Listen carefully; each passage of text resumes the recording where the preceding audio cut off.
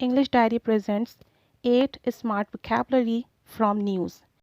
English speaking improve करने के लिए न्यूज़ बहुत ज़बरदस्त सोर्स है क्योंकि वहाँ पे डेली बेसिस पे डिफरेंट इंसिडेंट्स होते हैं और उनको न्यू वोकैबुलरीज के थ्रू पब्लिकली प्रेजेंट किया जाता है.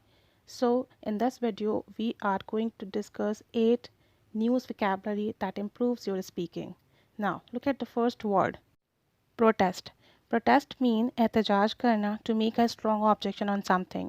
When you don't agree with someone and you are going to protest on it, that's called protest. एहतजाज करना. The public took to the streets to protest over the planned change to the law. Government ने जो मनसूबाबंदी में तब्दीली की है, आवाम उसके ख़िलाफ़ सड़कों पर निकलकर एहतजाज कर रही है. तो जब ऐसा कुछ हो जो आपके अगेंस्ट हो, जो पॉलिसीज़ के अगेंस्ट हो, जो कि आपको हार्मफुल लगता हो, उसके ख़िलाफ़ जो ऑब्जेक्शन हम करते हैं वो प्रोटेस्ट में आएगा, एहतजाज करना. The second word is allegation.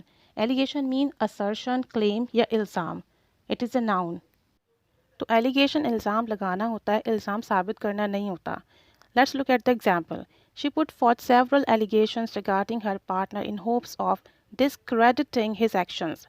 उसने अपने साथी से उसके इक़दामात को बदनाम करने की उम्मीद में कई इल्ज़ामात आयद किए. यानी अभी ये इल्ज़ामात प्रूफ नहीं हुए हैं, ये सिर्फ लगाए गए हैं किसी बिहाफ पर. So when you have some claim, some assertion, so use the word allegation. The third one is outrage. Outrage means बहुत ज़्यादा गुस्सा होना, बहुत ज़्यादा गम और गुस्से का शिकार होना. She outraged on the government indifference attitude. वो हुकूमत के बेहिस रवैये पर मुश्तइल हो गई. So means outrage when someone is in serious anger, in furious mood. Number fourth is sack. Sack means fire, dismiss from job. किसी को भी उसकी जॉब से निकाल देना, उसकी पोजीशन से हटा देना, called a sack. Sack is also a noun and verb as well. Here we are using as a verb. Sarah was sacked from job because boss was not happy to her. सारा को नौकरी से बर्खास्त कर दिया गया क्योंकि उसका बॉस उससे खुश नहीं था. So sack means to dismiss someone from a current position, to dismiss someone from a job or from employment. Another word is incessant.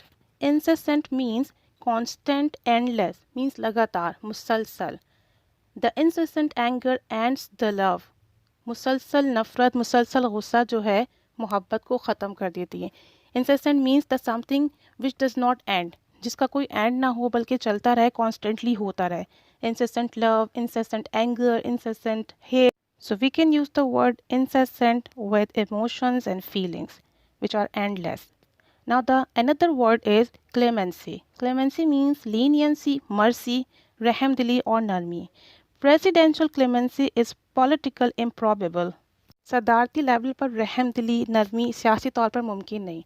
When a person becomes the part of politics and even he was a lenient before it, but now it's impossible to show clemency towards the public when you are on a higher rank in politics.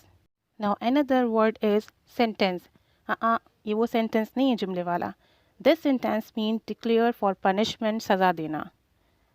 ये verb भी है और यहाँ हम इसे as a verb भी use कर रहे हैं. A rebel army officer was sentenced to death.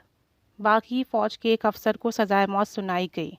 सज़ा दे देना, डिक्लेयर कर देना, पनिशमेंट डिक्लेयर कर देना. So we use sentence politically or in news. The next word is summon. Summon means call for, ask for, तलब करना. The court summoned him for inquiry. अदालत ने इंक्वायरी के लिए उसे तलब किया. So these are some words they usually use in news. ये words जो हैं न्यूज़ में इस्तेमाल किए जाते हैं, but it improves your speaking. तो अगर न्यूज़ के थ्रू वोकैबुलरी सीखी जाए तो इंग्लिश में खातिर ख्वाह चेंजेस देखने को मिलेंगी, मतलब बहुत जल्दी इम्प्रूवमेंट आएगी.